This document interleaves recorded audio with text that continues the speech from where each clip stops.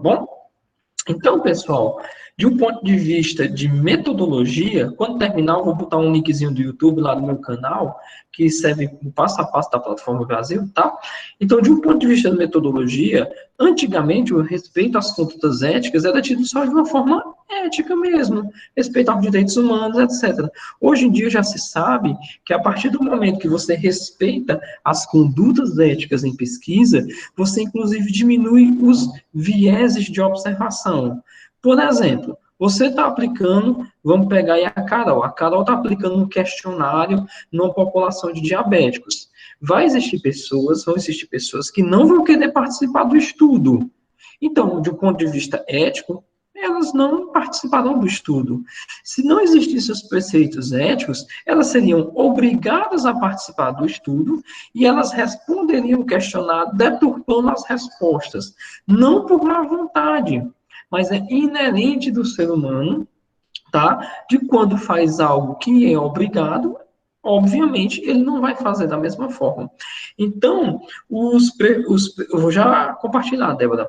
Então, os preceitos de ética em pesquisa, pessoal, eles são fundamentais no desenvolvimento de pesquisa com seres humanos, não apenas de um ponto de vista, né, de um ponto de vista ético, né, de princípios éticos, mas também de um ponto de vista metodológico. Então, hoje nós vamos conversar um pouquinho sobre ética em seres humanos, aqui no ISEC 3, tá certo?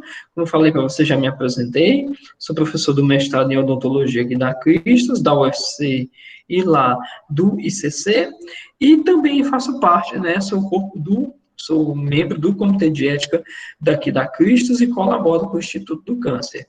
Quando a gente fala de ética em seres humanos, pessoal, nós estamos falando, tá certo, da construção de uma construção humana, histórica e social. Eu não vou me deter muito nessa parte de construção humana, histórica e social, porque não é o nosso objetivo. Tá? Mas é muito importante, só que a gente relembre os conceitos lá da época do ensino médio, que existem duas coisas totalmente diferentes, né? Uma coisa é o que eu acho correto, tá? Outra coisa é o que a sociedade tem como correto.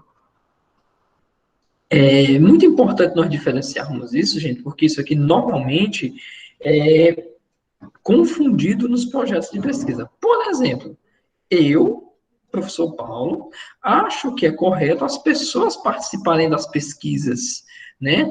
Os participantes de pesquisa, eles aumentam o valor da pesquisa, eles enriquecem o valor da pesquisa, tá? Então, de um ponto de vista de moral, para mim, o mais correto seria todo mundo participar das pesquisas. Então, eu poderia tendenciar os meus participantes de uma pesquisa a serem forçados a participar daquele estudo, tá? Então, isso eu estou falando de conduta individual. Quem aqui já assistiu Grey's Anatomy sabe que a Meredith Grey, ela acabou com o ensaio clínico, né, do Sherper. Por quê? Porque ela colocou a esposa lá do chefe, que estava alocada no grupo placebo, no grupo, né, teste com a droga lá para, eu não me engano, se era Parkinson, se era Alzheimer, eu sei que era uma doença neurodegenerativa, tá certo? Então, ela se valeu de condutas individuais para tomar uma abordagem ferindo os princípios da ética da pesquisa. Ética, pessoal, quando eu falo de ética, eu falo de o que é considerado socialmente correto, tá? E isso daqui vai depender de vários princípios. A ética, ela tem um contexto universal, ela não tem um contexto cultural, tá certo? Se a gente pegar aqui de um ponto de vista cultural, no Estado Islâmico, é muito comum um homem ter 2, 3, 4, 5, quantas esposas ele puder. Num contexto, por exemplo, judaico-católico, isso não é correto. Então, quando eu falo de ética, eu falo na criação de direitos em pesquisa que devem ser universais e contemplar todo mundo, se não todo mundo, a grande maioria das pessoas, tá? Então, a ética, ela é um conjunto de normas, né? A bioética, um conjunto de normas em pesquisa, tá? Que vai transformar os conceitos morais em uma ciência. Hoje em dia, a bioética, ela já é uma ciência paralela da pesquisa. É que nem a bioestatística, que hoje é uma ciência paralela da pesquisa clínica e laboratorial.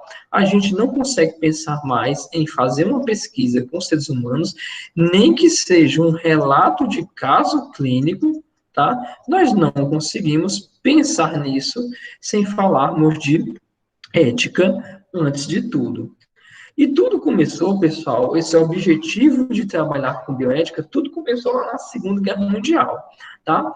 A pesquisa, o método científico, ele começou a se desenvolver mesmo, né? A gente sabe lá por volta do século, começo a meados do século XIX, foi quando o método científico, ele estourou e a humanidade começou a duplicar cada vez mais rapidamente seu nível de conhecimento.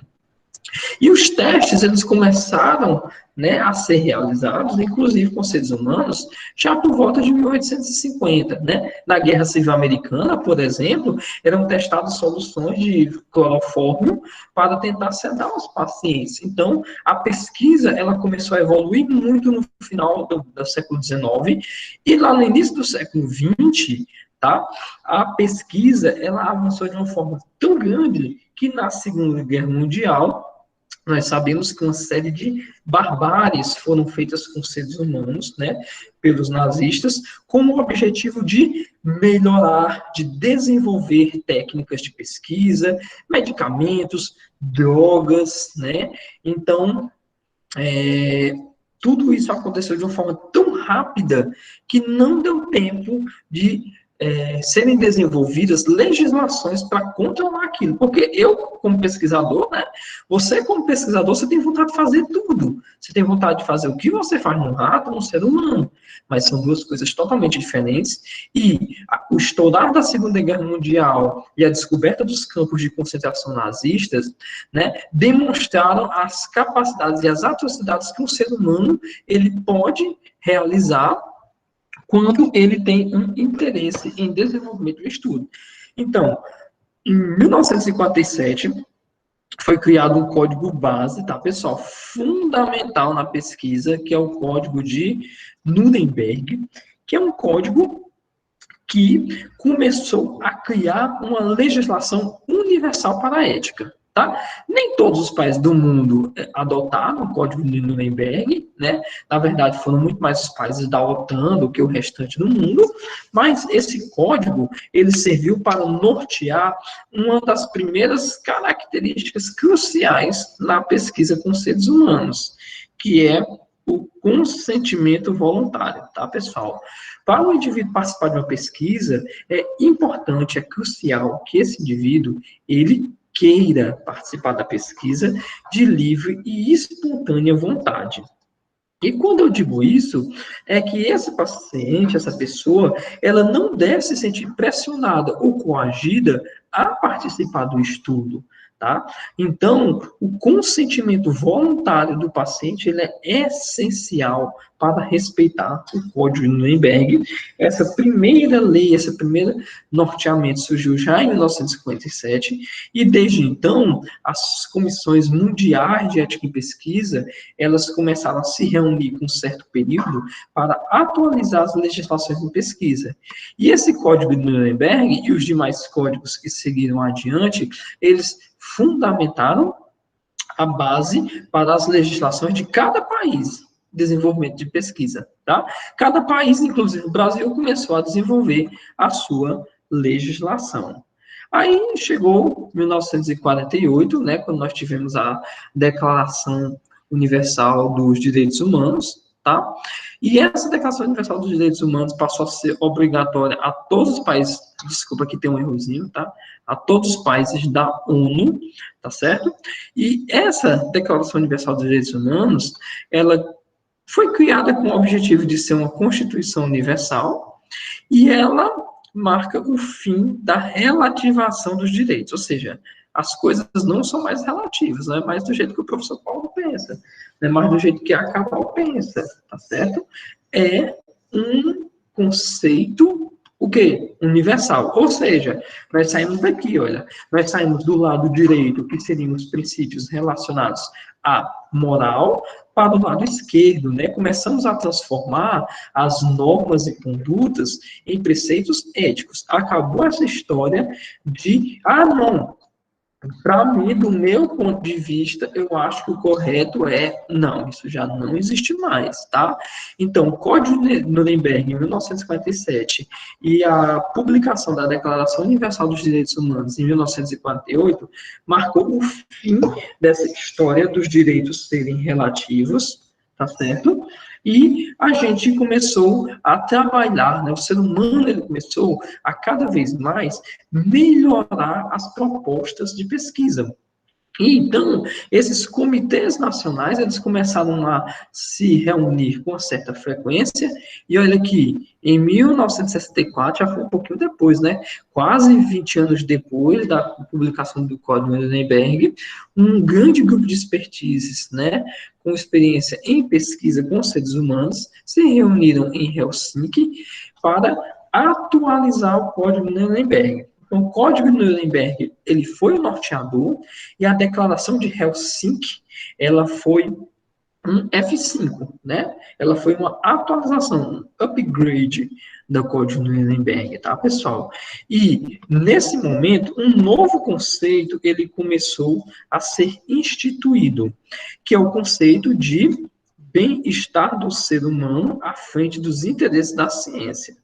Então, já temos agora dois conceitos fundamentais, cruciais, que toda pesquisa com seres humanos deve conduzir, tá? Que é, o consentimento deve ser voluntário, tá?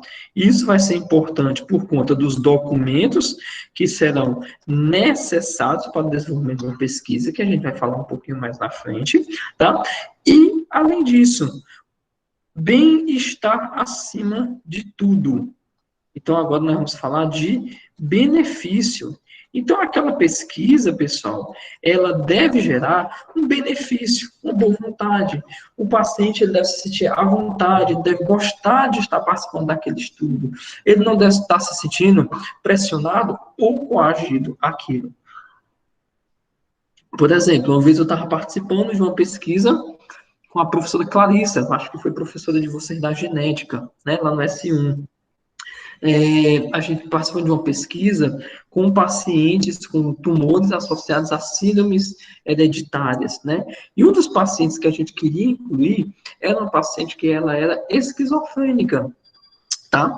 E essa paciente, a gente percebeu que essa paciente, ela estava querendo participar da pesquisa, mas ela estava com medo. Era um paciente do SUS, com esquizofrenia, e ela estava querendo participar, por quê? Porque ela estava com medo de não participar da pesquisa, não ter os testes e os exames dela que serem realizados.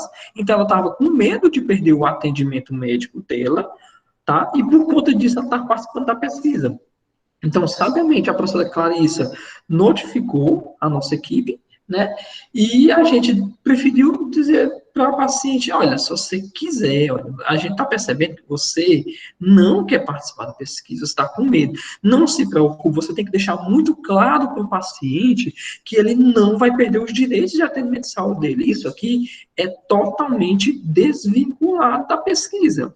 Tá? A paciente não, finalmente optou por não participar da pesquisa, que foi quando a gente percebeu que ela começou a se sentir mais à vontade no hospital, tá, pessoal? Então, isso aqui é fundamental. O bem-estar do paciente, ele tem que vir acima de tudo, não apenas do paciente, mas do indivíduo que está sendo pesquisado. Então, se você não se sente à vontade para participar de uma pesquisa, responder um questionário, tirar uma amostra de sangue para participar de uma pesquisa, coletar saliva para participar de uma pesquisa, você tem o direito de não participar dela. E isso deve estar extremamente claro nos documentos que você vai apresentar para o paciente, tá? Você não pode simplesmente chegar para o paciente e dizer, não, você precisa de uma documentação legal para que aquele paciente participe do estudo. Então, já temos aqui duas coisas importantes, né? Olha, o consentimento do paciente, ele deve ser de livre e espontânea vontade, É o que nós chamamos de consentimento livre e esclarecido, vamos já explicar um pouquinho, e o benefício do paciente ele deve estar acima de tudo. Então, a World Medical Association, ela sugeriu isso na Declaração de Helsinki em 1964, e nessa declaração nós tivemos o acréscimo desse tópico muito importante, que é o do bem-estar do ser humano à frente dos interesses da ciência, tá? E, a partir daí, a World Medical Association começou a se reunir com muito mais frequência, tá? Em 1964, né, a Declaração de Helsinki, na Finlândia, em 75, em Tóquio, né, em 83, na Itália, depois Hong Kong, África do Sul, olha aqui, África do Sul, por quê? Época do Apartheid, né, finalzinho do Apartheid, Escócia, e olha aqui, em 2013, né, a World Medical Association, ela se reuniu aonde? Em Fortaleza, no Brasil. Então, essas reuniões da World Medical Association são os maiores eventos mundiais relacionados à atualização da legislação relacionada à pesquisa, tá? Lembrando, pessoal, que esses códigos, essas declarações, não são normas, elas são guias. E cada país vai desenvolver uma legislação pertinente para vai desenvolver uma legislação pertinente para aquela determinada característica, tá certo? Então, aqui nós já começamos a ter, né, o consentimento livre esclarecido, ou seja, o paciente ele participa se ele quiser participar, tá? E lá em 1974, no relatório de Belmont, tá, começou, além da beneficência, além do respeito pelas pessoas, começou-se a ter um conceito chamado de justiça. Como assim? Justiça, tá? Esse conceito, pessoal, parte do princípio, principalmente de um grupozinho que nós chamamos de grupo placebo, tá? Alguém sabe aqui o que é o grupo placebo? Quando eu estou fazendo um estudo, normalmente quando eu quero testar uma droga, né, algum procedimento cirúrgico, alguma nova técnica, alguma coisa nova que nunca foi testado para determinada doença, eu normalmente tenho um grupo teste e tenho que comparar ele com um grupo que não recebe ele, tá? Que seria o grupo controle. Bom? Só que nós temos um problema. Existem condições em que, por exemplo, eu estou trabalhando com analgésico. O paciente que não recebe analgésico, ele inerentemente, ele vai dizer que está tendo piores índices de dor em comparação ao paciente que recebe analgésico. É inerente. Ele está vendo uma pessoa, ele sabe, ele está lá na fila de espera do ambulatório, ele sabe que aquela outra pessoa pesquisada está recebendo alguma coisa, ele não está recebendo nada, tá bom? Então, por conta disso, para alguns tipos de pesquisa, você utiliza comprimidos de farinha, você utiliza soluções da mesma cor, do mesmo cheiro, da solução que está sendo utilizada. Então, você trata o paciente com um placebo, tá? Então, é um grupo controle placebo, né? Controle não necessariamente é placebo. Controle é um grupo para a gente comparar com o grupo teste. Só que, ocasionalmente, a gente lança mão de grupos placebos na tentativa de diminuir esse viés do paciente, que nós chamamos viés de observação, tá? Que é quando a resposta do paciente é influenciada pela sua observação de uma diferente realidade daquele paciente, tá? E o grande problema desse grupo placebo, gente, é porque existem doenças que você não pode deixar elas sem tratamento. Um dos maiores casos em que isso aconteceu na história da humanidade foi num trabalho no sul dos Estados Unidos, né, em que, na década de 50, em que já tinha sido descoberta a penicilina, e eles queriam testar para saber se a penicilina era eficaz contra a sífilis. E o que foi que os pesquisadores fizeram? Pegaram um grupo de pessoas brancas e trataram com penicilina, e um grupo de pessoas negras e trataram com comprimidos placebo, para ver o que acontecia. Então, as pessoas tratadas, 100% de cura, praticamente, e as pessoas não tratadas, praticamente morreu quase todo mundo. Então, devido a isso, começou-se, né, lá em 1974, a pensar nesse preceito de justiça, que é o preceito relacionado a não poder deixar um grupo que precisa de um determinado tratamento sem o tratamento. Tá? Então, eu não posso simplesmente agora criar grupos controles placebos simplesmente porque eu quero validar a eficácia de um determinado tratamento. Eu não posso mais fazer isso. Gente, isso é um absurdo, né? Então, eu pego, por exemplo, um paciente oncológico, e eu quero testar uma nova droga de quimioterapia, simplesmente eu não posso deixar o paciente sem o quimioterápico. Ele vai morrer. Entendeu? Eu vou estar matando o paciente. Então, o grupo controle deve ser algum outro tratamento. Nunca um placebo. Só vai ser permitido estudos com tratamento placebo quando não existe nada, nenhuma forma de tratar uma determinada condição. Hoje eu conduzo um ensaio clínico, que ele é placebo controlado, né? Que é um ensaio clínico lá no ICC que a gente está conduzindo, que é de pacientes em quimioterapia, e nós estamos utilizando laser de baixa intensidade para tentar diminuir a perda de paladar que o paciente tem durante a quimioterapia. E eu tenho um grupo placebo, por quê? Porque após fazer uma extensa revisão da literatura, nós vimos que não existe nenhuma forma de prevenir a perda de paladar transquimioterapia. Então, para mostrar que o laser, né, ele tem alguma eficácia, eu tenho um grupo de pacientes que recebe o laser e tem um grupo de pacientes em que eu finjo aplicar o laser de baixa intensidade na boca do paciente. Tá bom, pessoal? Por quê? Para diminuir o viés de observação. E esse projeto, ele passou no comitê de ética, ele foi aprovado no comitê de ética. Por quê? Porque não existe nada para prevenir ou tratar perda de paladar transquimioterapia. Então, grupos placebos só são permitidos a partir do momento em que você está tentando desenvolver um tratamento para uma condição que ainda não existe nada descrito na literatura. Se existir um mínimo tratamento, com a mínima eficácia possível, eu já não posso ter um grupo placebo. Então, se eu disser que mascar chiclete de morango, ele já consegue melhorar a perda de paladar, tá certo, do paciente, então eu vou ter que ter um grupo chiclete mais laser, e vou ter que ter um grupo chiclete mais placebo de laser. Tá? Eu não vou poder mais ter um grupo simplesmente placebo.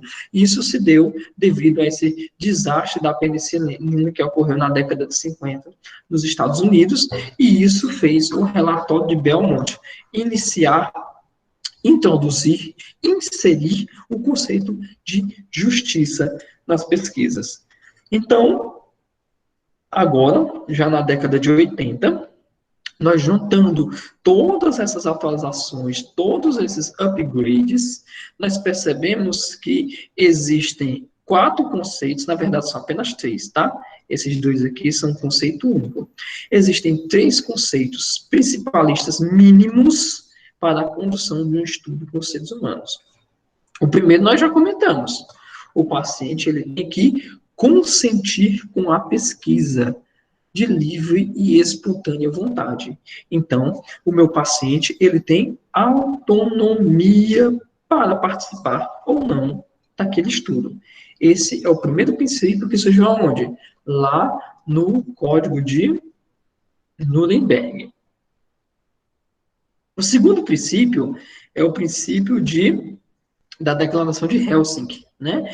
Que é o princípio de que todo tratamento, toda pesquisa, ela deve gerar bem-estar e deve gerar um benefício para os seres humanos. Tá bom, pessoal? Então, a minha pesquisa, ela deve fornecer o quê? Beneficência. Dizer que ela fornece beneficência não necessariamente significa que ela não vai trazer a não maleficência. Beneficência é trazer um benefício, não maleficência é não trazer nenhum malefício. Então, eu posso estar testando uma droga que ela é excelente para dor de cabeça, para enxaqueca, mas ela causa, sei lá, tanta diarreia que põe em risco a vida do paciente. Tá? Então, quando eu digo beneficência e não maleficência, esse é um conceito junto, tá? Eu estou falando de um conceito único chamado princípio da beneficência e não maleficência. Beneficência, aquela pesquisa, ela deve trazer um benefício para os meus pacientes e não deve trazer malefícios, ou, se trouxer algum malefício, que o malefício seja o mínimo possível. Aonde é que uma pesquisa ela tem muito esse balanço?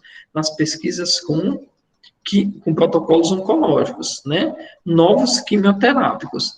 Eu quero um quimioterápico que traga um bom benefício e que traga o mínimo de efeitos adversos possíveis, tá? Às vezes o quimioterápico, ele nem é melhor do que o outro.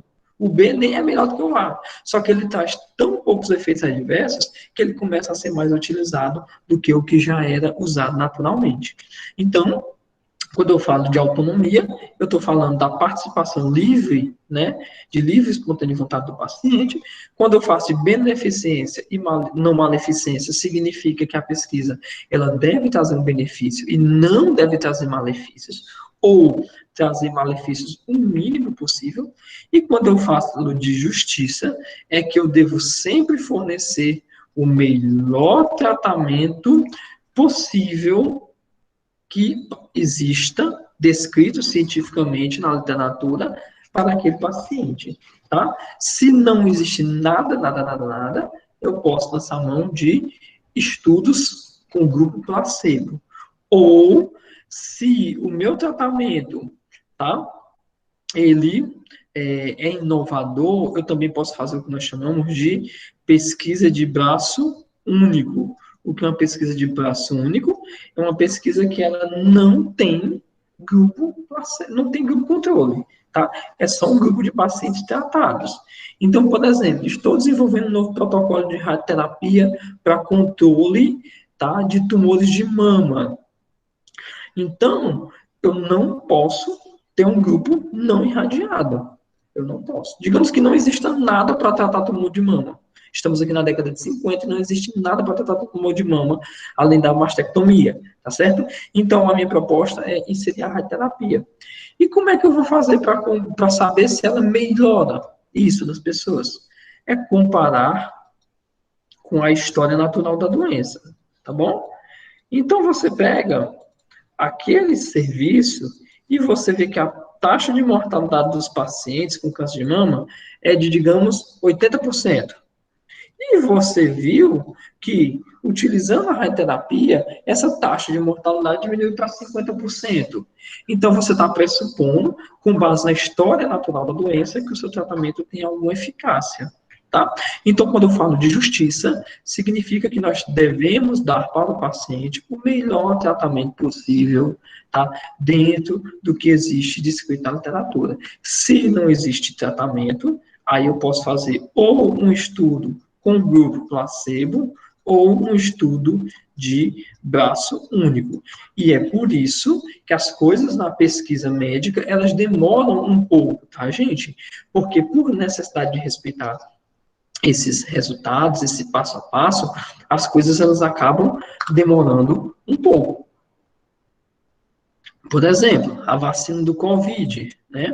A vacina do Covid, devido à urgência, ela está pulando uma série de passos que normalmente não são pulados no desenvolvimento de uma vacina. Uma vacina, pessoal, dura em média 5 a 10 anos para chegar ao público. Por quê? Porque você verifica não apenas os efeitos, né, a produção de IgG e IgM lá por parte do paciente, mas além disso, são avaliados os efeitos adversos em curto e longo prazo. O que é que a vacina do Covid está pulando? Avaliação de efeitos adversos em longo prazo. Então, nós não sabemos o que é que a vacina do Covid ela traz de efeito adverso em longo prazo. A gente vai saber isso como? À medida que as pessoas elas forem sendo vacinadas, é que nós vamos ter noção desses efeitos adversos. tá? Então, a gente está aqui acabando, que a gente está pulando um pouquinho o benefício o princípio da não maleficência devido a uma urgência mundial, né? A gente, infelizmente, não tem tempo para verificar isso. Então, os pesquisadores, né, foi aceito que eles pulassem isso devido à urgência. Por quê? Porque o benefício de melhorar as taxas de sobrevida dos pacientes é mais importante, né, botando numa balança subjetiva, tá? Mas, mesmo com tudo isso começando lá em 1947, foi apenas em 1996, olha aí, que foi criado o Conselho Nacional de Saúde aqui no Brasil, tá, pessoal? E o Conselho Nacional de Saúde foi o que norteou e criou as legislações de pesquisa em saúde. Então, eu vou pedir que vocês anotem essas duas leis, tá? Porque essas são as duas maiores e mais importantes legislações de pesquisa com seres humanos que nós temos no Brasil. A resolução 196/96, tá? Que foi a que criou todas as diretrizes de pesquisa no Brasil, e a atualização dela, a lei 466/12, que atualizou, substituiu a legislação de 196/196, certo? Essas duas resoluções criadas pelo Conselho Nacional de Saúde, elas entraram em vigor em 1996, tá? A 196/96, ela ficou vigente até 2012. Em 2012, ela sofreu uma atualização e hoje nós seguimos essa legislação de pesquisa com seres humanos, tá? E quando eu digo legislação, é legislação do Brasil, tá, pessoal? Vou dar aqui um exemplo de uma diferença bem grande que existe de legislação e pesquisa em comparação, por exemplo, olha, com os Estados Unidos. No Brasil, nós não podemos pagar para o paciente participar de pesquisa. Isso está na resolução 96/96 e também está na 466/12, tá? O paciente ele não deve ser pago para participar do estudo. Já nos Estados Unidos, quando o paciente ele vai participar de um estudo, ele assina um contrato, tá? Então, além de receber o tratamento, ele recebe uma pequena remuneração para participar daquele estudo. Então, esses são exemplos de peculiaridades que existem nas diferentes legislações de pesquisa, tá certo? Nos Estados Unidos também a cultura de pesquisa é bem maior do que aqui no Brasil, né? Nos Estados Unidos, estima-se que cerca de 3 a 10% da população americana já passou por algum tipo de estudo clínico. No Brasil, isso equivalia de 0,1 a 1% da população brasileira apenas passou por algum tipo de pesquisa clínica. Então, assim, nossa pesquisa, ela está ainda avançando, tá bom? Nossa pesquisa ela ainda está evoluindo lentamente, tá certo?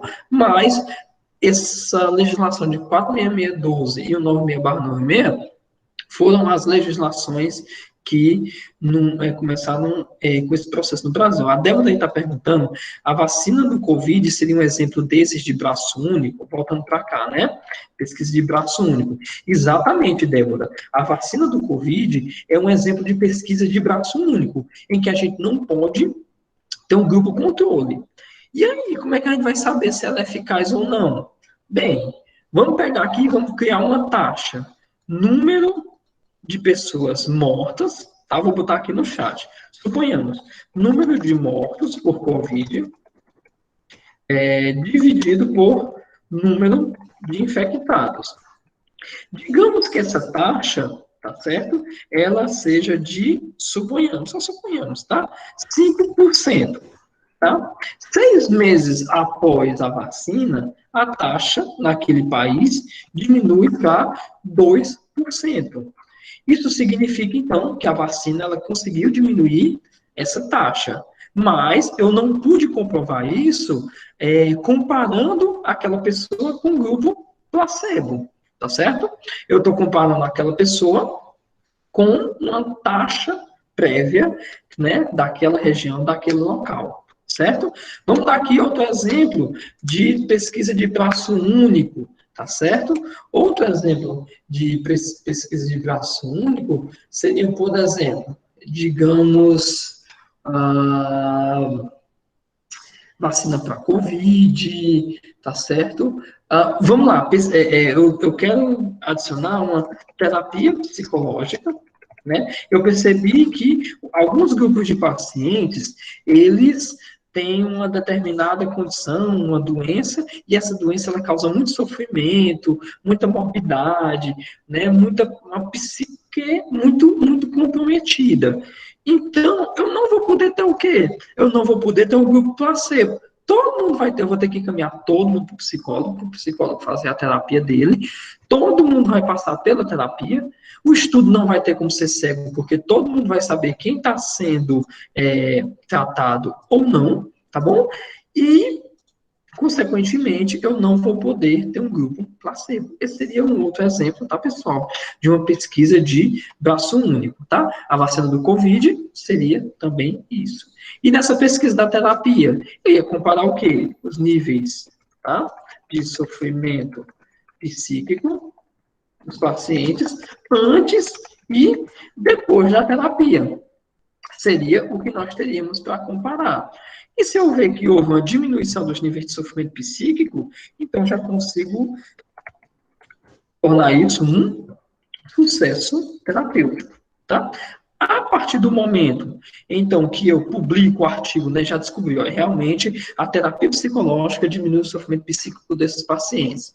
Agora, eu quero verificar, por exemplo, se a terapia com música ajuda nesse processo. Eu já não posso mais ter um grupo, não posso ter um grupo sem a psicoterapia. Então, eu vou ter que ter o quê? Um grupo psicoterapia sem música, psicoterapia com música. Por quê? Porque já existe algum tipo de tratamento para aquela condição, então eu só vou tentar melhorar a eficácia daquele tratamento. Beleza, Débora? Mas isso aí que a Débora falou, pessoal, é muito importante. Normalmente, os estudos com vacinas, eles são estudos de braço único, porque eles não podem não ter um grupo controle, tá certo? Massa.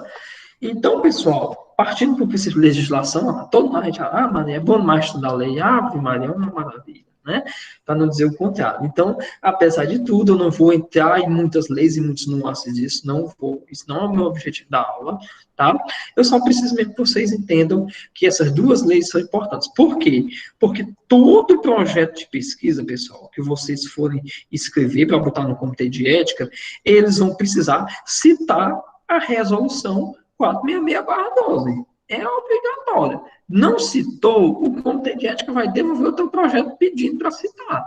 Então, é obrigatório hoje, projetos de pesquisa, né, mencionarem que vão ser seguir as legislações de ética e pesquisa vigentes no país. Você pode não botar a lei, isso pode passar, tá? Mas é mais interessante, é mais garantido que você coloque, né, que vai seguir essa legislação, dê uma lidazinha e entenda o que essa legislação ela quer dizer. E essa resolução, pessoal, 466/12, tá bom? O que é que ela tem? Em resumo, ela é gigante, né? Ela são cerca de 130 páginas. Então, ela é só uma fundamentação teórica, tá? Legal, de condução de pesquisas com seres humanos no Brasil.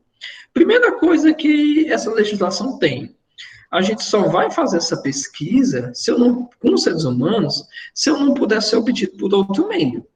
Então, por exemplo, eu quero fazer uma pesquisa para saber se um determinado tipo de medicamento para diabetes melhora a qualidade de vida dos pacientes.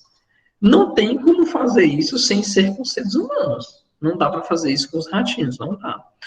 Mas, por exemplo, eu quero fazer um estudo para saber se uma droga, se essa mesma droga que eu crio para diabetes, ela é tóxica ou não. Então, não posso fazer isso com seres humanos. Eu primeiro tenho que passar por estudos pré-clínicos antes desse medicamento chegar com seres humanos. Tá? Alguns medicamentos, pessoal, às vezes passam direto para o ser humano, quando eles são medicamentos que eles não põem em risco à vida. E eu vou dar um exemplo na minha área, que são os materiais odontológicos, tá?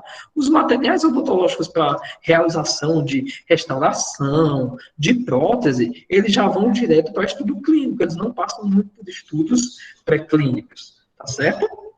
E às vezes, por conta disso, o que é que acontece? Ele vai para o estudo clínico, lá no estudo clínico ele mostra que é pior do que os outros, que já existem, e ele sai do mercado. Isso já aconteceu, pessoal, inclusive, com pesquisas, tá? Com alguns tipos de medicamentos, né? Vocês já passaram, alguém pode botar aí no chat, vocês já estão vendo farmacologia? Vocês já deram uma estudadas em anti-inflamatórios não esteroidais? Certo? Alguém coloca aí no chat, porque eu vou comentar um pouquinho sobre os AINES, tá? Nós sabemos que os AINES, eles podem ser divididos em duas classes. Os fármacos COX-2, pronto, perfeito, a Amanda colocou aí. Os fármacos COX-2 seletivos e os fármacos COX-2 não seletivos, né? E o que que acontece? Quanto maior, estou botando aí no chat, tá, pessoal? Quanto maior é a seletividade da seletividade para COX-2, seletividade para COX-2, maior é o efeito anti-inflamatório. Só que a COX-2 é uma enzima constitutiva, apesar dela ser induzida, ela é constitutiva em alguns tecidos. E isso vai inibir, né, o metabolismo dessa enzima. Então, em ratinhos, eu não me lembro qual é o nome do Coxib, que era um fármaco altamente COX-2 seletivo. Não era o Ettore, era o, acho que era o Rofecoxib, eu acho, tá, pessoal? O Rofecoxib foi um dos fármacos de maior seletividade para COX-2 que existiu. Eu acho que foi ele, tá? Depois a gente pode pesquisar só para ver se foi ele mesmo. Então, ele nos ratinhos, ele era maravilhoso, ele era perfeito, ele era o maior bloqueador de resposta inflamatória que tinha. Quando foi nos seres humanos, ele começou a causar doenças cardiovasculares e nefropatia. Foi tirado do mercado. Tá bom? Então, às vezes, mesmo quando o estudo ele passa por estudos pré-clínicos, quando a maleficência dele é maior que o benefício, ele é retirado do mercado. Ou seja, o benefício, olha, sempre deve prevalecer sobre o risco.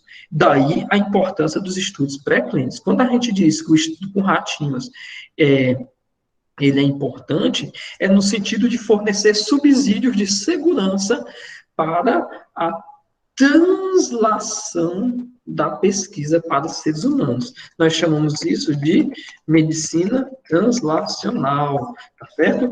Que é justamente a translação de pesquisa, né, de laboratório para bancada. Normalmente são usados ratos, tá? Mas existem algumas pesquisas também com outros tipos de animais, como cães, que são poucos usados, e como também macacos e chimpanzés, tá certo? Mas uma vez que os estudos pré-clínicos, eles mostram que aquilo ali pode ser utilizado em seres humanos, olha aí, é interessante, a resolução ela nos sugere que eu devo utilizar indivíduos com autonomia plena. O que é indivíduo com autonomia plena? Somos nós. Nós temos a total autonomia das nossas decisões para participar ou não de uma pesquisa, tá? Quando eu digo das nossas decisões, não é, eu vou sair no fim de semana, a minha namorada, eu não estou nem aí, eu vou sair no fim de semana e tchau. Não, isso não é esse tipo de autonomia não, tá, pessoal? Quando eu falo de autonomia plena, é dizer, olha, eu quero participar da pesquisa, eu não estou sendo induzido por nada, ou por ninguém, ou por nenhum dinheiro, por nada. Certo? Então, essa aqui é uma das diferenças lá dos Estados Unidos, tá? Que nos Estados Unidos eles têm um interesse comercial, né, do paciente em participar da pesquisa.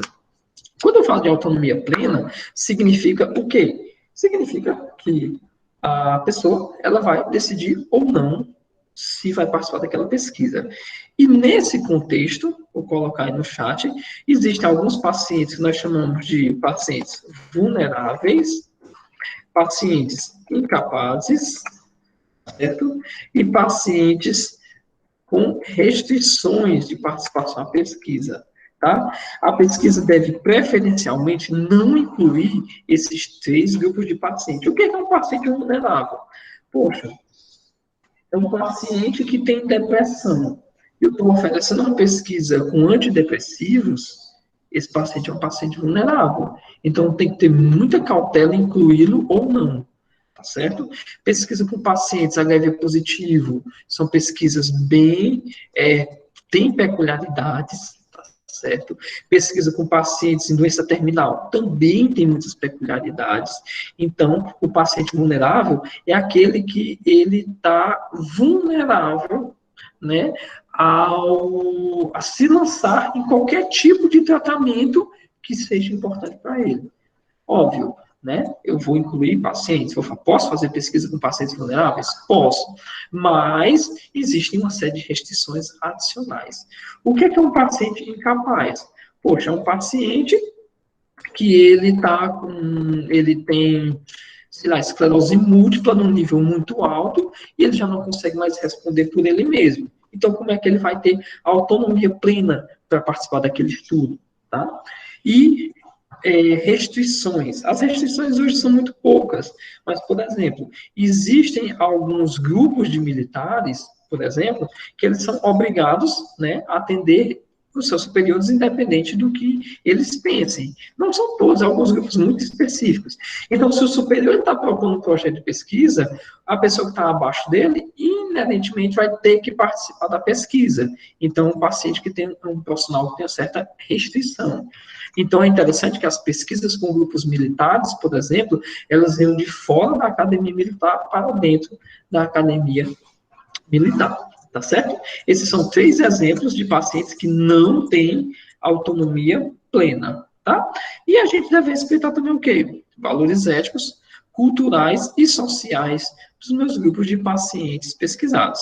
Quando eu falo culturais, vou pegar aqui um bem diferente, as populações indígenas, tá? Existe um tópico específico para pesquisa com populações indígenas, e normalmente o pesquisador ele deve respeitar uma série de diferenças com esse tipo específico de população. Populações quilombolas, né? Então, ribeirinhos, então existem realmente muitas peculiaridades. E eu devo respeitar o meio de todas, tá bom? Como a gente falou naquela hora, né? O benefício de beneficência também está dentro da resolução 466/12, né, do Conselho Nacional de Saúde, e eu também vou ter que garantir o bem-estar do indivíduo. E onde é que eu vou botar isso no meu projeto? Existe um tópico, gente, que deve estar em todo projeto de pesquisa, que o nome do tópico é riscos e benefícios. Benefícios, certo? Esse tópico, ele pode não ser um tópico puro, mas ele pode estar dentro do tópico de comitê de ética. É muito importante que no projeto de pesquisa estejam especificados quais são os riscos daquela pesquisa e quais são os benefícios. Toda pesquisa tem algum tipo de risco. E só quem vai poder mensurar se o benefício é maior do que o risco é a pessoa que está sendo pesquisada. Por isso que é muito importante que no projeto de pesquisa e no termo de consentimento livre esclarecido haja riscos e benefícios muito claros, tá, pessoal? Isso aqui é fundamental. Tá bom? Então, a resolução 466/12 do Conselho Nacional de Saúde, ele sugere que seja muito bem definido tanto a beneficência como a não maleficência. O comitê de ética, ele vai julgar e vai dar um peso social, e cada indivíduo pesquisado vai julgar e dar o seu peso individual e moral àquela pesquisa, para saber se participa ou não. Também é fundamental nós deixarmos claro para o paciente que ele tem o livre-arbítrio de participar daquela pesquisa. Então, lá no termo de consentimento livre esclarecido, você tem que deixar muito claro os riscos, tá? Os benefícios, tá bom? E a autonomia. Olha, quando você não quiser mais participar desse estudo, você não participará mais desse estudo. Essa você pede a retirada do estudo, a remoção desse estudo, tá, pessoal? Então, esses 3 princípios têm que estar muito claros no projeto de pesquisa. Se não tiver, o comitê de ética vai pedir. Né? Então, você vai atrasar o início da sua pesquisa porque você não se ligou nessas coisas importantes, tá? Beleza?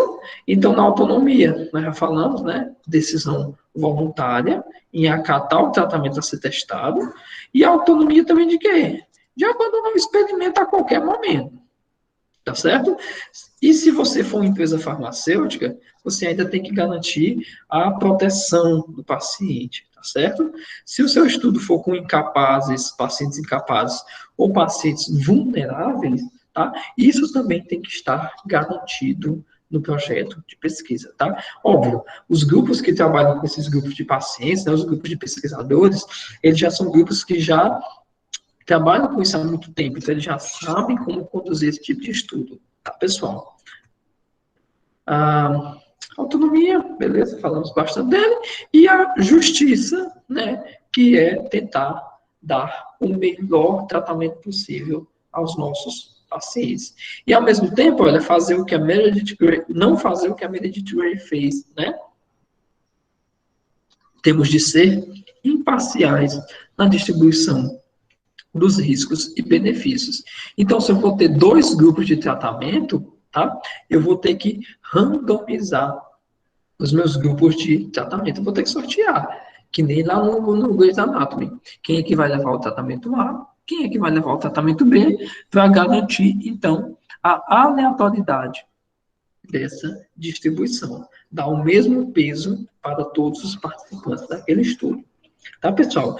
E essa daqui é a nossa famosa Plataforma Brasil, criada em 2012 para, inicialmente, piorar a nossa vida, porque ela era uma plataforma muito difícil de mexer, mas hoje ela melhora a vida de toda pessoa que queira fazer uma pesquisa. A Plataforma Brasil, ela é hoje o meio nacional, né, pelo qual você realiza pesquisas, e antigamente cada local tem seu comitê de ética, tá? A Unicris tem seu comitê de ética, o ICC tem seu comitê de ética, o HGF tem seu comitê de ética. Só que antigamente você tinha que levar os bolos de papel para cada comitê de ética. Cada comitê de ética tinha seus documentos, enfim, era bem confuso, bem difícil de você fazer pesquisa. A Plataforma Brasil ela surgiu para unificar todos os comitês de ética em uma única Comissão Nacional de Ética em Pesquisa, a CONEP. Então, a Plataforma Brasil ela foi criada pela Comissão Nacional de Ética em Pesquisa, pela legislação 466/12, e hoje, todos nós que quisermos desenvolver alguma pesquisa clínica com os seres humanos, tá, necessitamos ter um cadastro. Então, assim, é muito importante que nós tenhamos em mente essa questão do cadastro na Plataforma Brasil, tá bom, pessoal? A Plataforma Brasil, ela foi criada, Plataforma Brasil, pronto. A Plataforma Brasil, ela foi criada, olha, tá aqui a primeira abazinha, né? Essa aqui é a aba do pesquisador. Então, quando você vai criar um login na Plataforma Brasil, você vai ter que inserir uma série de dados seus, inclusive foto de RG, CPF, instituição a qual você está vinculado, tá bom? Você vai ter uma série de peculiaridades, você vai ter que colocar uma série de identificações, tá? O cadastro é aprovado com 24 ou 48 horas, que é quando eles verificam se você não é uma máquina, né? Se você realmente é uma pessoa que está se cadastrando, tá bom? E é muito importante que todo mundo pense aqui, se eu for querer fazer uma pesquisa com seres humanos, eu vou ter que ter cadastro na Plataforma Brasil. Eu não vou ser o pesquisador principal, só vou ajudar o meu professor. Mas quando ele for inserir o seu CPF como membro da pesquisa, se o seu CPF não estiver cadastrado, você não será membro da pesquisa. Tá bom, pessoal? Então, é muito importante que a gente pense nisso, tá? Quando você vai mandar iniciar um projeto de submissão ao Comitê de Ética, tem uma abazinha aqui, olha, nova submissão, tá bom? E aqui você vai ter uma série de passo a passo que você vai ter que seguir para inserir o seu projeto na plataforma Brasil. Isso aqui é independente. Você vai submeter aqui no CRIO, no hospital, na Secretaria de Saúde da Prefeitura, no ICC, no HGF, no IJF, você vai ter que passar pela plataforma Brasil, tá? Independente de aonde você irá submeter. E você vai precisar de alguns documentos muito importantes, eles são indispensáveis, tá bom? Para a submissão do projeto na plataforma Brasil, tá? A folha de rosto é um documento gerado pela própria plataforma, que deve ser assinado pelo pesquisador, tá certo? E pelo responsável daquela instituição, tá bom? Quando eu falo responsável daquela instituição, é responsável pela pesquisa daquela instituição. Então, por exemplo, aqui na Unicristos, é a nossa supervisora de campus, que é a professora Daniele, tá? Lá, por exemplo, lá no ICC, é o superintendente, né, que é o doutor Pedro Meneleu. Lá no IJF é o coordenador de pesquisa clínica, é o doutor Ananias. Tá? Então, são exemplos de responsáveis pela instituição. E por que isso é importante? Porque se aquela folha ela não está assinada pelo responsável da instituição, a própria Plataforma Brasil, ela devolve o projeto de pesquisa para você. Tá bom? Então, é necessário que o coordenador, o diretor daquela instituição responsável por pesquisa, esteja ciente e aprove a realização da sua pesquisa naquele local. Então, se eu quero fazer uma pesquisa no IJF, eu vou precisar da minha folha de rosto assinada pelo responsável por pesquisa do IJF. Então, pessoal, não é fácil você realizar pesquisa em um centro do qual você não faça parte. Então, por exemplo, eu não sou do IJF. Se eu não sou do IJF, como é que eu vou submeter um projeto de pesquisa lá? Eu vou ter que fazer uma parceria. Eu vou ter que fazer uma parceria com algum membro do IJF que queira me receber para realizar aquela pesquisa. Então, por exemplo, aqui um exemplo, o professor Mello, né, que eu acho que dá anatomia para vocês, ele é dentista e trabalha no IJF. Então, o professor Mello é do IJF, então eu convido ele para ser um membro da minha equipe, para que eu possa, então, submeter o projeto no IJF. Por quê? Porque eu não sou do IJF, tá bom? Quando eu não era do ICC, eu tinha que montar parceria com membros do ICC para participar de projetos de pesquisa lá. Se alguém, algum local que, sei lá, a Secretaria de Saúde do Estado quer fazer uma pesquisa aqui na Unicristos, ela vai precisar de um membro da Unicristos para poder submeter o projeto aqui, porque senão o responsável pela instituição não irá colaborar. Tá? Não irá aceitar. Ele vai precisar de um parecer do responsável pelo, tipo, quem vai receber ele aqui? Quem vai receber essa pessoa que é o professor Luciano Pamplona. Pois pronto, então, o professor Luciano Pamplona, você é o responsável da instituição, você é quem vai receber esse pesquisador. A instituição aceita a participação desse pesquisador, tá certo? Mas o professor Luciano Pamplona é quem vai ter que recebê-lo aqui na instituição. Nós também vamos ter que ter o quê? Óbvio, é indispensável você ter um projeto de pesquisa anexado à plataforma Brasil. E nós vamos falar de alguns outros documentos aqui, que eu vou falar mais adiante, tá bom? Tá aqui, olha, aqui no site da Cristos, tá, pessoal? Aqui no site da Cristos, quando você vai na parte de pesquisa e extensão, existe um tópico chamado Comitê de Ética em Pesquisa. E aqui no Comitê de Ética em Pesquisa, olha, existem modelos dos documentos essenciais que são indispensáveis para a submissão de um projeto na plataforma Brasil. Então, vou lá no site da Cristos, entra aqui, olha, pesquisa e extensão. Também tem esse documento aqui na pós-graduação, tá? E aqui em pesquisa e extensão, eu vou escolher a aba CEP, e lá na aba CEP, que é de Comitê de Ética em Pesquisa, lá vai ter os documentos que nós achamos obrigatórios. Nem todos esses documentos, tá, pessoal? São documentos obrigatórios, tá? Dependendo da pesquisa. Por exemplo, O termo de consentimento livre esclarecido, ele é dispensado em algumas pesquisas. O termo de fiel depositado só é necessário em algumas pesquisas, tá bom? Então, é importante que a gente tenha em mente que esses são documentos base, mas cada pesquisa ela vai ter os seus documentos mínimos necessários para submissão no comitê de ética. Esse aqui, olha, é um modelo de folha de rosto que a plataforma Brasil gera depois de eu preencher todos aqueles passos, tá, pessoal? Então, aqui ele vai carecer da assinatura do pesquisador responsável e mais embaixo porque não tem aqui. E mais embaixo, ele vai ter a assinatura, tá bom? Do responsável pela instituição.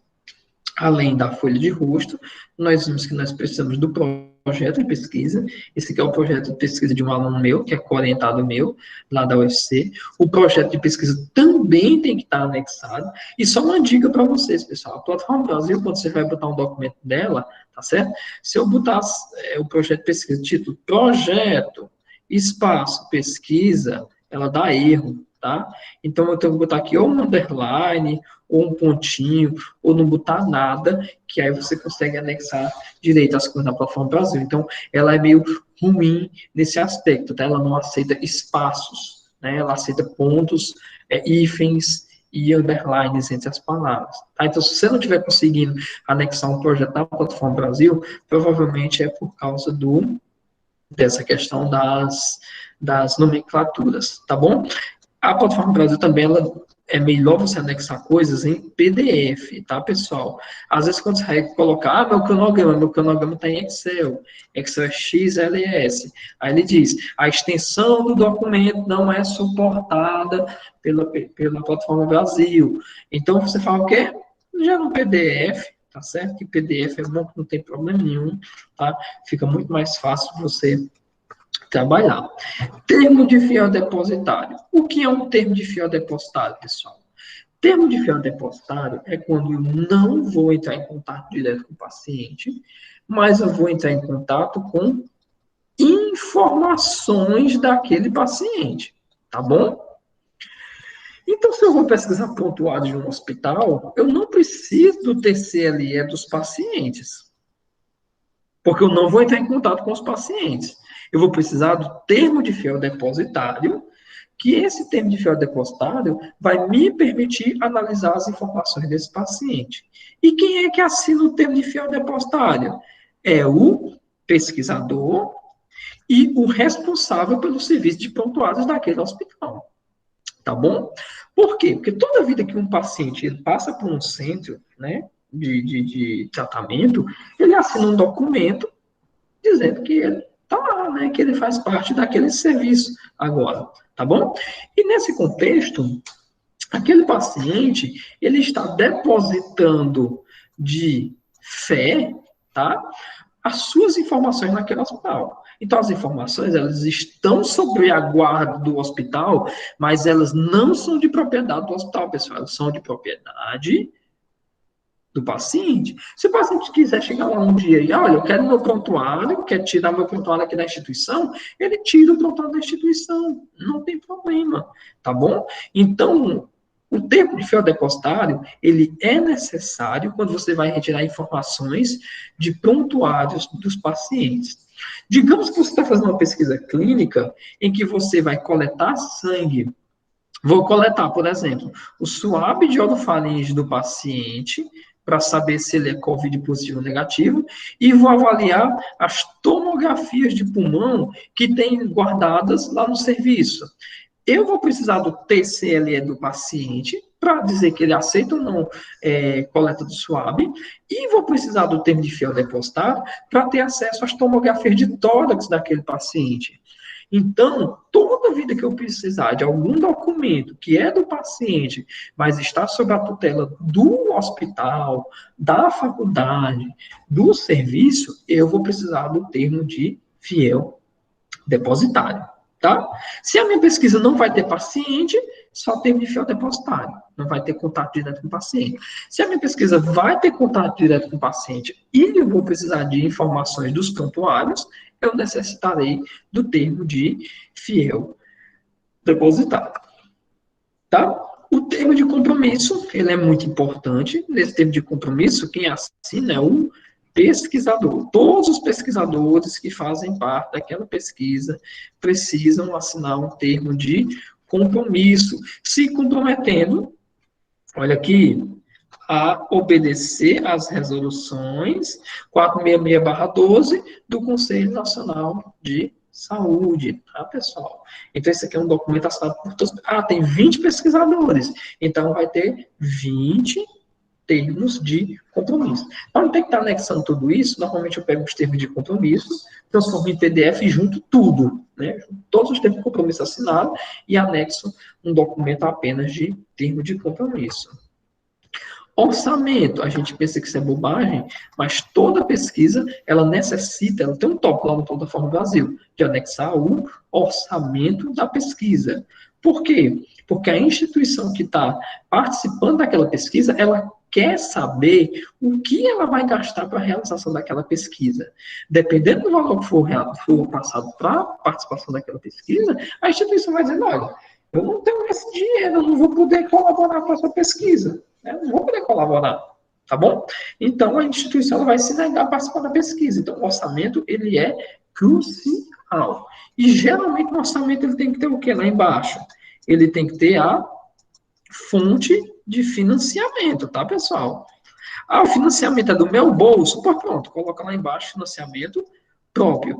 Ah, essa pesquisa, ela é financiada por indústria, ela é financiada pela Marlboro, uma pesquisa de câncer de pulmão é financiada pela Derby. Então, tem que ter lá embaixo, financiamento, Derby, Marlboro, e qualquer que seja a outra pesquisa uma pesquisa sobre consumo de álcool e ela é financiada pela Skol, beleza, financiada pelo grupo Skol, tá?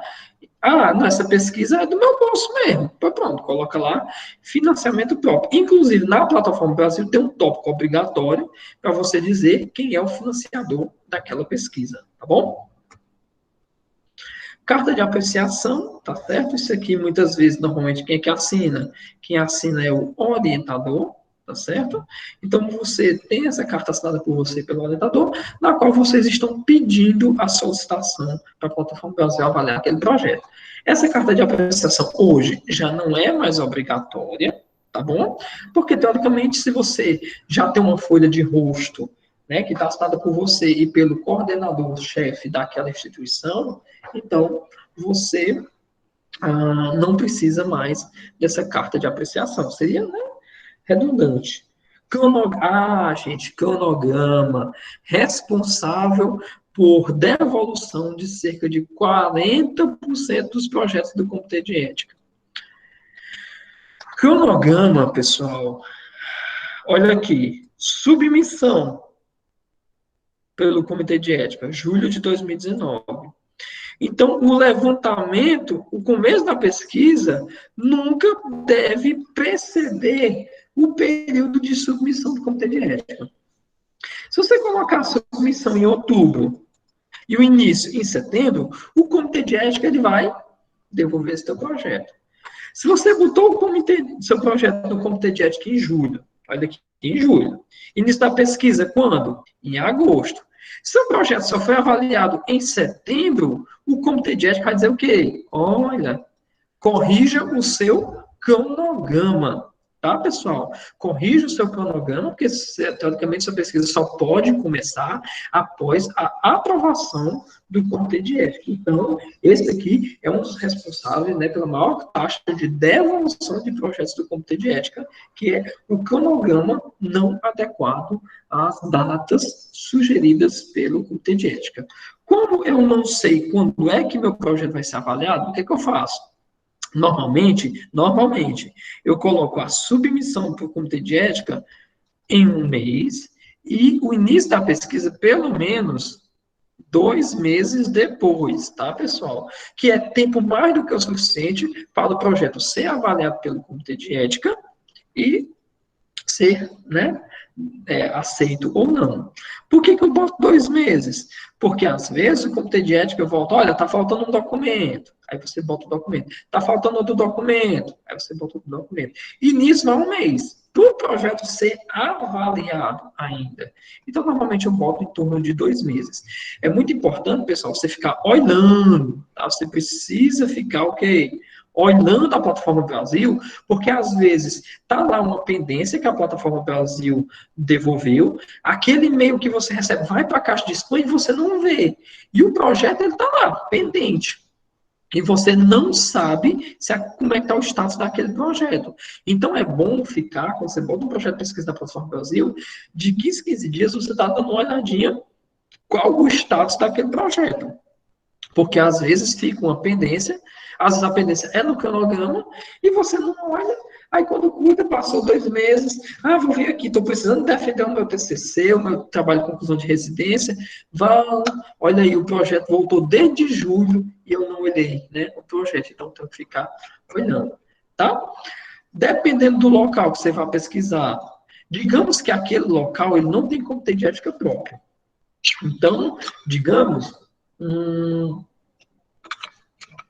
que eu queira fazer uma pesquisa lá no CRIO, por exemplo. Lá no CRIO, suponhamos, tá? Eu não sei dizer se o CRIO tem comitê de ética. Lá no CRIO, digamos, eles não têm comitê de ética próprio. Mas eu vou precisar de uma autorização do CRIO, dizendo que eu, enquanto aluno da Unicristos, orientado do professor tal, que é da Unicristos e também é do CRIO, vamos fazer uma pesquisa lá, tá? Então, além de ter a minha autorização, eu vou mandar essa pesquisa para qual comitê de ética? Se o meu professor é daqui da Cristos, eu posso botar a pesquisa onde? Eu posso botar no comitê de ética da Cristos.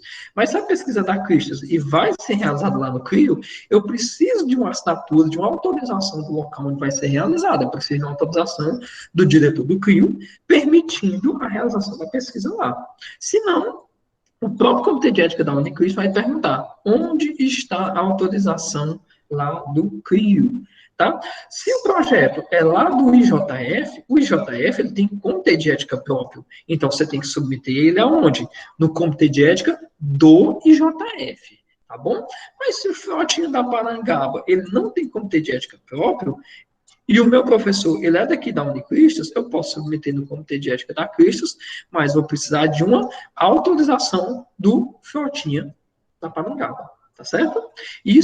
Essa autorização, ela é obrigatória quando a pesquisa é realizada externamente à faculdade, tá, pessoal? Se não tiver essa autorização, o comitê de ética, ele devolve seu projeto de pesquisa, porque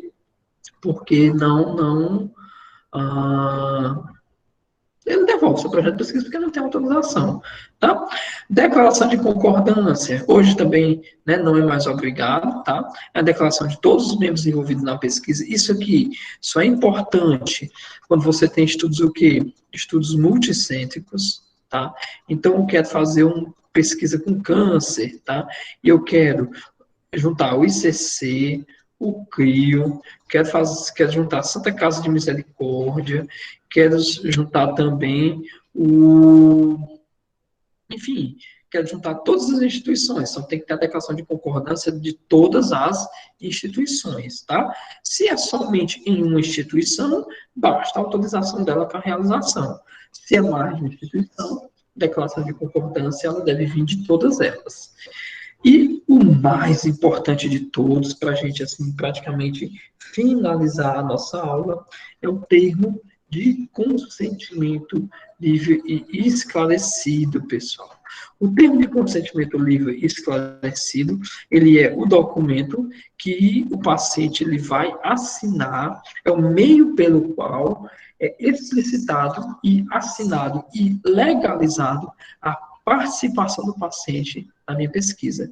E ele deve conter informações em linguagem clara, não para nós pesquisadores, mas para o paciente, tá bom? Então, a linguagem do TCLE, ela deve ser adequada para que o paciente ele tenha a capacidade de entender o que aquela pesquisa está falando. Se eu coloco lá, olha, prezado paciente, A Daniela perguntou aí, né? Olha, só para ficar bem claro, o termo de fiel depositário é para um responsável pela pesquisa que também seja da unidade ou é de cada participante? Porque o termo de compromisso é para todos os participantes. Pronto. Respondendo à pergunta aí da Daniela, pessoal, o termo de fiel depositário, tá? Ele é para ser assinado pelo chefe, tá? Ou pelo coordenador do serviço de prontuários. Por quê? Porque, na verdade, você quer ter acesso às informações do paciente. Você não está entrando em contato com o paciente. Se você estiver entrando em contato com o paciente, você vai precisar de quem? Do TCLE. Se você não está entrando, não estou em contato direto com o paciente, tá? Estou usando só informações, então eu uso o termo de fiel depositário, tá bom? A minha pesquisa eu vou coletar sangue do paciente e informações do prontuário. Então, eu vou precisar do TCLE por conta do sangue e vou precisar do termo de fiel depositário por conta do prontuário. Beleza? Show, Daniele. Exatamente, os dois, exatamente. Então, se eu estiver entrando em contato, né, com o paciente, eu preciso do TCLE. Se eu estiver entrando em contato com informações do prontuário do paciente, termo de fiel depositado. Perfeito, maravilhoso. Show. Daniela aí vai para a pesquisa. Acho que ela vai gostar da pesquisa. Tá bom? E no termo de consequências esclarecidos, pessoal, além de estar numa linguagem fácil para o paciente, né? Ela deve ter o quê? Olha aí. O termo de consequências esclarecidos, normalmente bom, tem 2 páginas, tá bom? Mais que 2 páginas é exagero, o paciente não lê, ele já desiste da pesquisa, já daí, mas 2 páginas, não quero participar de uma pesquisa dessa não, tá bom? Mas também não pode ser resumido e não tem informação nenhuma. Então, você tem que ter o quê? Olha, esse estudo é importante por conta disso, o meu objetivo é esse. Você tem o direito de participar na hora que você quiser e sair na hora que você quiser. Esses são os riscos, esses são os benefícios. Olha, gente, isso aqui é responsável por mais de 20% das devolutivas dos projetos, que é 40% por conta do cronograma e 20% porque o TCLE não tem os riscos e benefícios do estudo, tá? Então, se você montar um cronograma direitinho e um TCLE direitinho, 60% dos projetos vão ser aprovados de primeira, sem necessitar voltar, tá bom? Então, lá no TCL, tanto eu tenho que ter riscos e benefícios no projeto de pesquisa, como eu vou ter que ter riscos e benefícios no tempo de consentimento livre esclarecido. E outra coisa, lá no TCLE, olha aqui, eu devo ter formas de garantir tirar todas as dúvidas do paciente. Então, eu vou pegar o TCLE, vou entregar para o paciente, vou pedir para ele ler. O senhor tem alguma dúvida? O senhor quer que eu explique mais alguma coisa? Eu não entendi para que essa coleta de sangue. Que horas essa coleta de sangue? Eu tenho que estar em jejum, porque eu tenho medo de agulha. Aí, tá entendendo? Então, você tem que explicar para o paciente qualquer tipo, né, de dúvida que ele tenha. Olha, o senhor não vai ser pago por isso, tá certo? Aqui não é Estados Unidos, a sua participação é voluntária, mas, dependendo da pesquisa, pessoal, se nós causamos algum dano para o paciente, a gente também tem que garantir o ressarcimento, tá bom? Então, por exemplo, na odontologia, pesquisas com materiais dentários, se você vai testar um material dentário, se aquele material não prestar, você vai ter que fazer a restauração com material que preste. Né? Então, no caso, você vai ter que ressarcir o dano causado pela pesquisa. Outra coisa, olha, seu José, Dona Maria, esse tema aqui é confidencial, só quem sabe dele é o senhor, tá certo? Então, ninguém tem noção do que você está fazendo, ou está assinando ou não. Então, isso é importante, tá bom? Se tiver grupo placebo, tem que deixar muito claro, pessoal, olha, o senhor pode cair no grupo placebo. Eu não quero cair no grupo placebo, eu quero cair no grupo teste. Olha, eu não tenho como garantir isso para o senhor. Então eu não quero participar da pesquisa. Tudo bem, é um direito seu de o senhor não participar da pesquisa. Mas eu quero participar da pesquisa, mas quero ir para um grupo teste. olha, para participar da pesquisa, o senhor tem que entender que existe a possibilidade de você cair no grupo placebo. Então, essa é a condição. E ele vai definir se quer ou não. Tá? Aqui o que eu falei para vocês, né, da questão de ressarcir o paciente, caso alguém cause algum dano, né? E se for um tratamento crônico, pessoal, eu tenho que garantir o que? Olha, a continuidade do tratamento, tá certo? É um tratamento com terapia, então eu tenho que garantir que mesmo após a conclusão do estudo, aquele paciente ele vai continuar tendo o suporte daquela instituição, o suporte daquele local que está formando a pesquisa. E endereço, e-mail e contato telefônico dos responsáveis, tá, pessoal?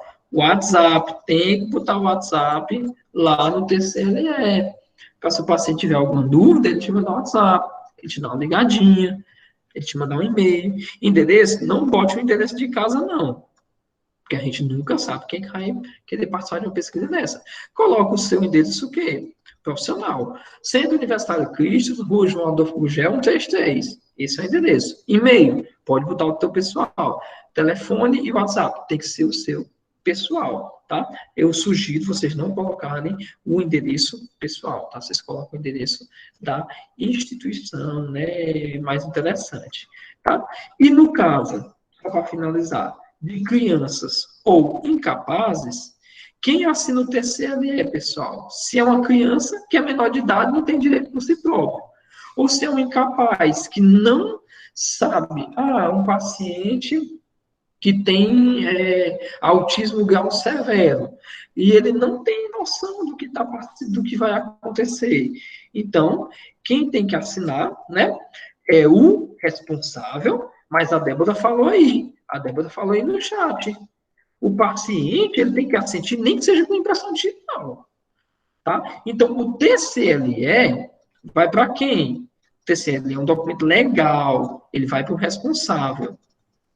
É o pai da criança, é o marido, né? É o irmão. Mas a criança ou incapaz vai ter que assinar um termo de assentimento livre e esclarecido. É um termo no qual, nem que seja com uma digital, ele vai dizer, olha, eu quero. Tá certo? O termo de assentimento, pessoal, não substitui o termo de consentimento livre esclarecido, não. Eu vou ter que ter o TCLE assinado pelo responsável e vou ter que ter o termo de assentimento marcado pelo paciente.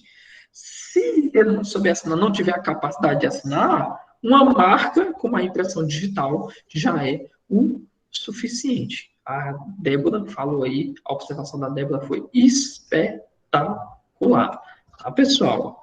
E é isso, pessoal. Então, essa era a aula de hoje, tá certo? Com os documentos, com as normas. Você vê que eu tentei, ao máximo possível, não falar de lei, tá? As duas únicas leis que a gente vai precisar lembrar é a 196/96, a 466/12, tá? E lembrar que tudo começou com o Código de Nuremberg, foi para a Declaração de Helsinki, e hoje nós temos o Conselho Nacional de Saúde, que no Brasil é aquele que normatiza tudo. Quem quiser dicas de como submeter um projeto na plataforma Brasil em 20 minutos, tá certo? Eu coloquei um link aí no chat. Esse é um linkzinho de uma aulazinha que eu fiz de 20 minutos, super rápido, de como fazer o passo a passo de submissão na plataforma Brasil, tá certo? Se vocês quiserem o PDF da aula, eu vou pedir só que o líder de turma mande um e-mail para paulo_gobernanio@yahoo.com.br. Aí vocês me pedem o PDF da aula e eu mando para vocês, tá certo? Nesse link aí, pessoal, nesse canal também tem várias coisas bacanas. Tem como você fazer referências automáticas utilizando softwares eletrônicos, tá? Tem toda a disciplina de bioestatística que eu dou também aqui na Cristos, lá no UFC, lá no ICC, tá bom? E fiquem à vontade aí, curtam o canal, dê um joinha pro professor, dá um like, né? Ajude o professor, tá, pessoal? Então, brincadeiras à parte, espero que a aula tenha sido bacana, e qualquer dúvida, por Cristos, com Cristos em Cristos, eu estou aqui todo dia, manhã, tarde e noite, praticamente a gente combina, tá? Quem precisar de uma ajudinha, meu e-mail tá aí, e vou pedir só para o líder de turma me mandar pedindo aula, beleza? Então, pessoal, não é isso? Então, pessoal, um forte abraço para todos vocês e uma boa aula no CD, uma boa semana, bons estudos, as provas estão vindo, vai dar tudo certo, porque Deus é mais, tá certo? Tchau, tchau, pessoal, um abraço.